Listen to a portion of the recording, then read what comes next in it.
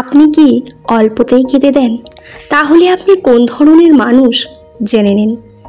যে কান্নাতে শব্দ হয় সেটা তো মিশে থাকে আবেগ, আর যে কান্না নিঃশব্দেই হয় সেটাতে বেঁচে থাকে হৃদয়ের কষ্ট।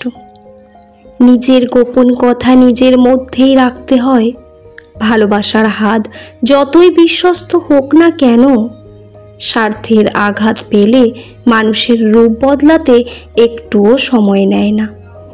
নিজের জীবনে যদি বারবার পড়ে যান, তবে পথটাকে বদলান, স্বপ্নটাকে নয়। কারণ গাছ তার পাতা বদলায়, জায়গা নয়। প্রতিটি মানুষের ধ্বংসের প্রধান কারণ হচ্ছে নিজেকে জ্ঞানী আর চালাক মনে করা।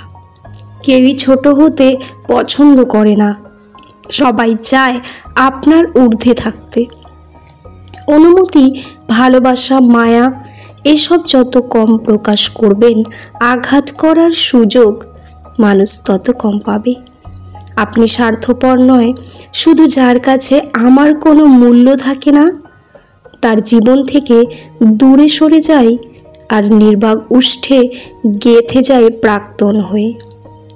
বৃষ্টি এসে বুঝিয়ে দেয় ঘরের ছিদ্র কোথায়, আর বিপদে সে বুঝিয়ে দেয় আপনার মানুষগুলো কোথায়। তুমি কতটা শিক্ষিত তা তোমার ডিগ্রি দেখে নয়, তোমার ব্যবহার দেখেই বোঝা যায়। তুমি কতটা সুখী তা তোমার হাসি দেখে নয়, নীরবতা দেখেই বোঝা যায়। তুমি কাউকে কতটা ভালোবাসো তা তোমার উপহার দেখে নয়, তার প্রতি তোমার আচরণ দেখেই বোঝা যায়।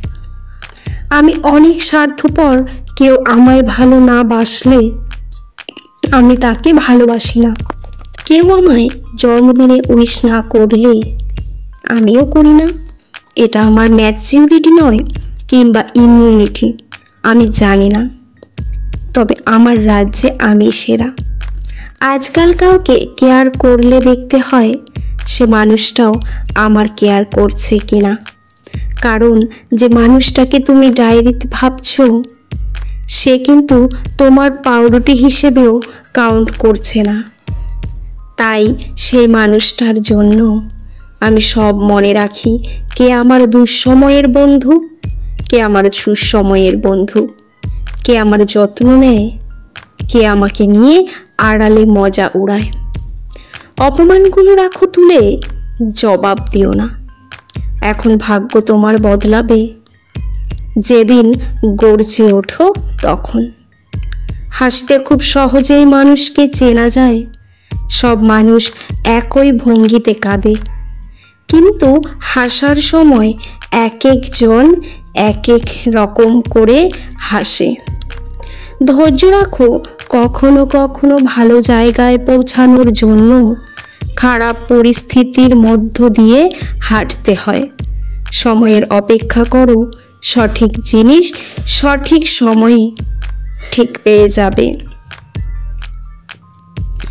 যেটা খুব সহজে পাওয়া যায় সেটা হলো ধোঁকা, যেটা খুব কষ্ট করে পাওয়া যায় সেটা হলো সম্মান, যেটা হৃদয় থেকে পাওয়া যায় সেটা হলো ভালোবাসা, আর যেটা ভাগ্য করে পাওয়া যায় সেটা হলো বন্ধুত্ব।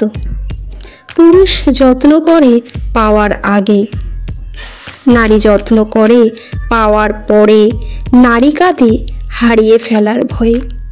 তোমার থেকে দূরে থাকা মানে জীবন থেকে আলো সরে যাওয়া, কিন্তু তোমার স্মৃতিগুলো আমার দিনগুলোকে উজ্জ্বল করে রাখে।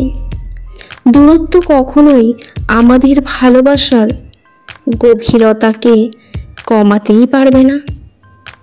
হয়তো সবার কাছে ভালো হতে পারিনি, তবে এতটুকু বলতে পারি আমি কখনোই কারো খারাপ চাইনি। দুঃখ আপনার জীবনে ভালোবাসার মতো গুরুত্বপূর্ণ। দুঃখ না থাকলে সুখ আপনার কাছে যে সংবেদনগুলি নিয়ে আসে, সে সম্পর্কে আপনি কখনোই সচেতন হবেন না। মানুষ কখনো ইচ্ছে করে বদলায় না। কিছু মানুষের অবহেলা, কিছু স্মৃতি এবং কিছু খারাপ পরিস্থিতি ও সময় মানুষকে বদলে যেতে বাধ্য করে। দুটো অনুভূতি কখনো কাউকে বলে বোঝানো যায় না, পাওয়ার আনন্দ আর না পাওয়ার বেদনা। যদি তুমি কোনো মেয়েকে হাসাও তাহলে সে তোমাকে ভালোবাসবে। কাউকে খুব বেশি কেয়ার করো না, কারণ তুমি যতটা তাকে আপন ভাববে সে তার চেয়েও বেশি তোমাকে অপমান করবে।